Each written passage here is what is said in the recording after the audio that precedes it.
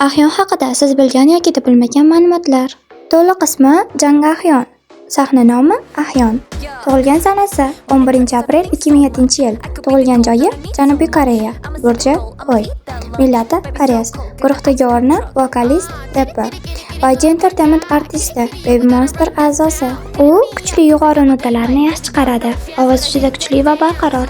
YGdagi eng kuchli vokalistlardan biri. Rap ham ayta oladi. Sahna xarizmasi juda kuchli, jonli ijroda barqaror, emotsiyani yaxshi yetkazadi. Ovoz rangi YG stil deb ataladi. Hip-hoplarga ham mos, raqsni tezlashtiradi. Harakatlari aniq va toza. Sahna markazida ajralib turadi. Ingliz tilini juda yaxshi biladi. Inglizcha aksenti juda ravon. Intervyularda inglizcha gapiradi.